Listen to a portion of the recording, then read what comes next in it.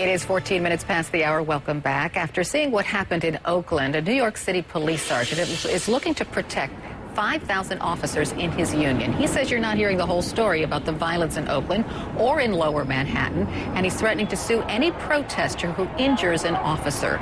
Joining us now is Sergeant Ed Mullins, president of the Sergeants Benevolent Association in New York. Also speaking on behalf of the protesters is Dan Cantor, executive director of the Working Families Party in New York. Welcome to both of you. Thank you. Good morning. Thank you. Let's start with what happened in Oakland, because one of the protesters was injured there. Yesterday, the mayor of Oakland apologized for what happened, although she did not place any blame on police.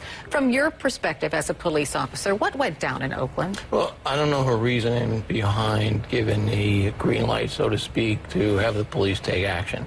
My understanding of what happened was that, specific laws, conditions were created and being broken, and protesters were basically being asked to, move and clear out. That didn't happen, and then the police took action, and it escalated. So at what point do police violence. decide to use tear gas, let's say? Well, that's an interesting decision to be made. Tear gas would be used in, violent crowds. We see it all the time on TV, particularly in a lot of foreign countries where crowds are being dispersed. But in this particular instance in Oakland, I mean, there were reports that protesters were throwing things like rocks and paint at police officers. Do those actions in themselves warrant the use of tear gas? They could, absolutely could. And Dan, from your perspective, what happened in Oakland? It seemed that the police overreacted, that the amount of force was used on an overwhelmingly peaceful group of demonstrators. There always are some outliers, and the police have a tough job. They've got to keep order and respect the First Amendment rights of protesters. That's not a trivial balance to keep, and we count on the police to uphold the rights of protesters to petition their government, so to speak, and to assemble freely. In Oakland, it was terrible. This young Iraq vet is in critical condition, maybe serious now. He's better now. He's better now, good. But regardless, it's terrible that in such a situation, somebody who's back from Iraq gets hit in the head, is in the hospital. So it's good that the Oakland mayor apologized. We see many police departments around the country dealing much better with the protesters than in Oakland, much more respectfully. And that's as it should be, because this is a very serious amendment that we're trying to uphold. But even you have said that police are in a tough position, right? And tell us about that. That's why because they're trained. Do police feel they're in the middle and they're being used in a way? Well, at times you can be used. I mean, our job, police across the country, their job is really to uphold the Constitution when you think about it. And when violations occur, laws are broken, there becomes the issue of conflict. There's a decision that has to be made whether action is taken. And everyone understands the right to free assembly and protest. We get that.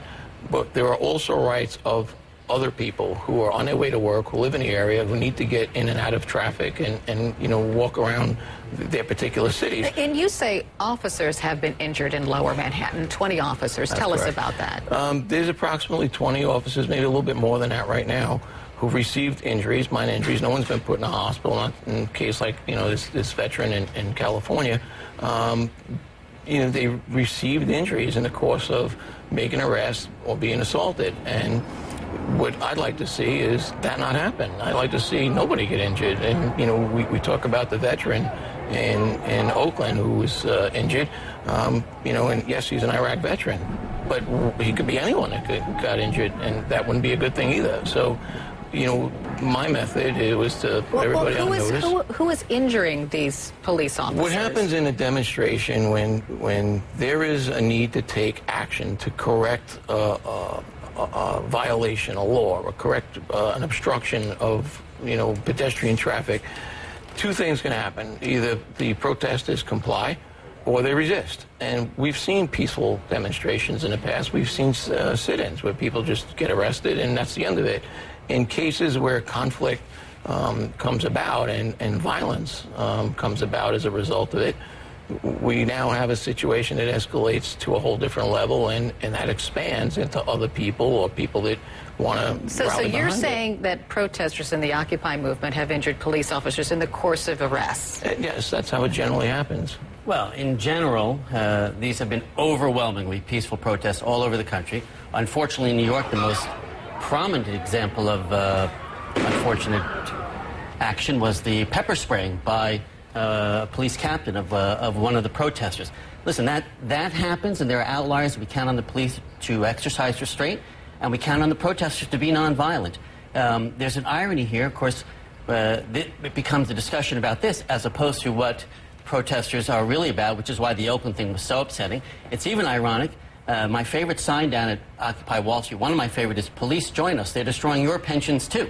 And I know this is, on the minds of Sergeant Mullins. Is his members, their pensions were undone by some of the gambling that happened on Wall Street.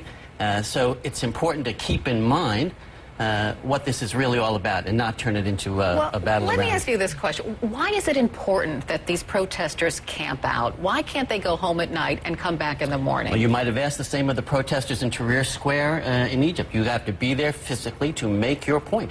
All night long? Sure. Why did the protesters stay at Resurrection City on the Mall after King died? There's a long and historic tradition. It's not the only way protests happen, but it's a long and historic one, and it's a way of saying this is so important, we're going to upset our normal routine and be here overnight. This crisis, this unemployment crisis, this housing crisis are so important to people that they're willing to do that, and they have to be respected for doing so. And just your thoughts, your final thoughts, Sergeant, on these protesters camping out overnight. Would you rather they not?